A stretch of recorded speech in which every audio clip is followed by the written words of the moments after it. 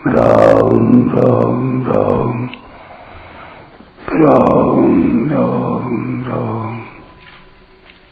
राम राम राम नारायण नारायण।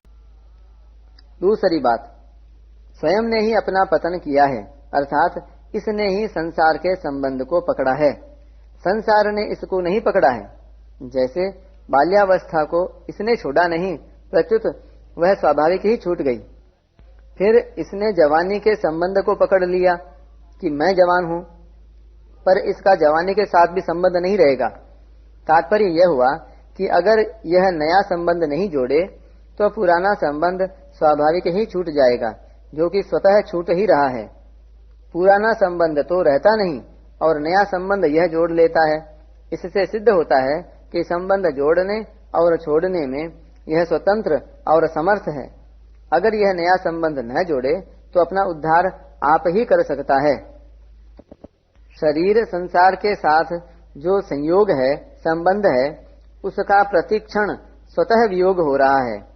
उस स्वतः होते हुए वियोग को संयोग अवस्था में ही स्वीकार कर ले तो यह अपने आप से अपना उद्धार कर सकता है।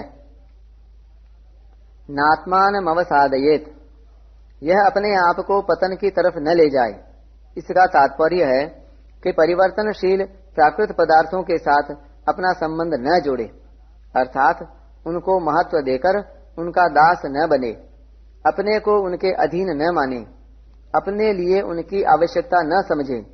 जैसे किसी को धन मिला, पद मिला, अधिकार मिला, तो उनके मिलने से यह अपने को बड़ा, श्रेष्ठ और स्वतंत्र मानता है। पर विचार करके देखें कि यह स्वयं बड़ा हुआ कि धन, पद, अधिकार बड़े हुए।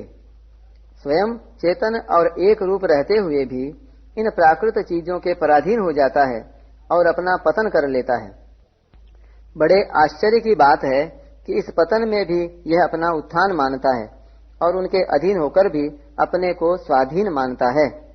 आत्मैव ह्यात्मनो बंधुः, यह आप ही अपना बंधु है, अपने सिवाय और कोई बंधु है ही नहीं। अतः स्वयं को किसी की जरूरत नहीं है। इसको अपने उद्धार के लिए किसी योग्यता की जरूरत नहीं है। शरीर, इंद्रियां, मन, बुद्धि आदि की जरूरत नहीं है और किसी वस्तु, व्यक्ति, परिस्थिति आदि की भी जरूरत नहीं है। तात्पर्य है कि प्राकृत पदार्थ इसके साधक, सहायक अथवा बाधक नहीं है। यह स्वयं ही अपना उद्धार कर सकता है। इसलिए यह स्वयं ही अपना बंधु है, मित्र है। हमारे जो सहायक हैं, रक्षक हैं, उद्धारक हैं, उनमें भी जब हम श्रद्धा भक्ति करेंगे, उनकी बात मानेंगे, तभी वे हमारे बंधु होंगे, सहायक आदि होंगे।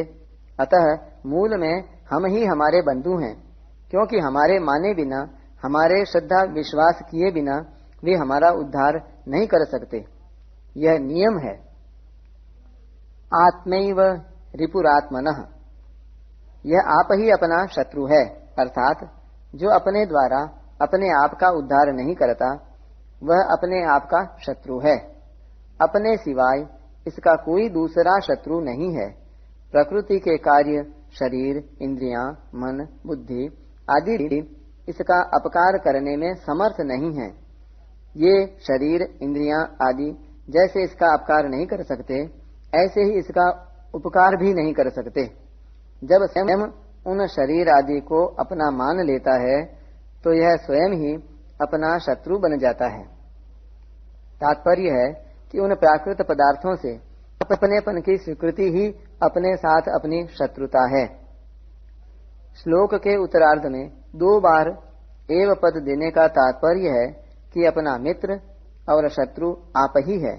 दूसरा कोई मित्र और शत्रु हो ही नहीं सकता और होना संभव भी नहीं है। प्रकृति के कार्य के साथ किंचन मात्र भी संबंध न मानने से यह आप ही अपना मित्र है और प्रकृति के कार्य के साथ किंचन मात्र भी संबंध मानने से यह आप ही अपना शत्रु है।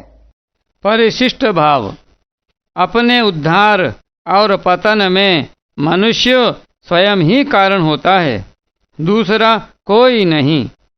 भगवान ने मनुष्य शरीर दिया है तो अपने कल्याण की सामग्री भी पूरी दी है। इसलिए अपने कल्याण के लिए दूसरे की जरूरत नहीं है। पतन भी दूसरा नहीं करता।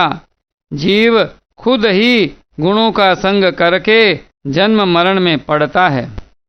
गुरु, संत और भगवान ही तभी उद्धार करते हैं जब मनुष्य स्वयं उन पर श्रद्धा विश्वास करता है, उनको स्वीकार करता है, उनके सम्मुख होता है, उनके शरण होता है, उनकी आज्ञा का पालन करता है।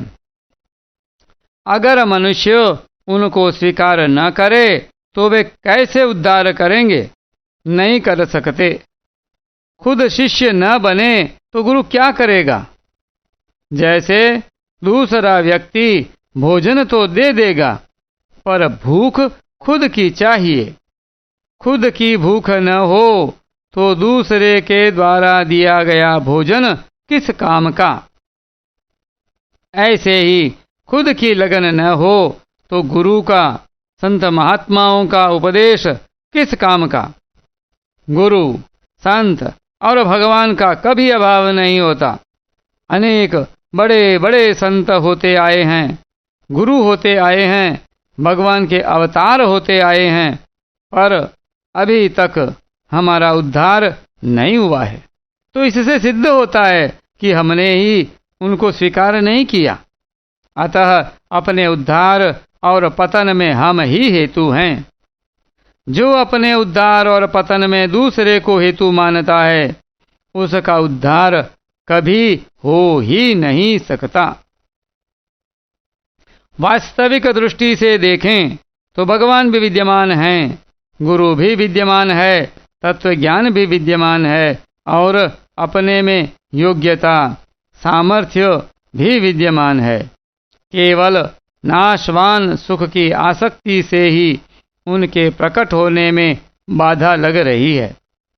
नाशवान सुख की आसक्ति मिटाने की जिम्मेवारी साधक पर है, क्योंकि उसी ने आसक्ति की है। गुरु बनना या बनाना गीता का सिद्धांत नहीं है। मनुष्य आप ही अपना गुरु है, इसलिए उपदेश अपने को ही देना है। जब सब कुछ परमात्मा ही हैं, वासुदेवः सर्वम, तो फिर दूसरा गुरु कैसे बने और कौन किसको उपदेश दे?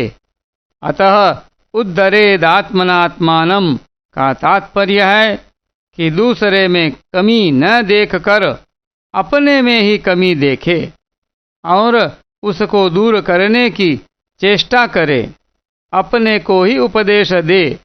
आप ही अपना गुरु बने, आप ही अपना नेता बने और आप ही अपना शासक बने।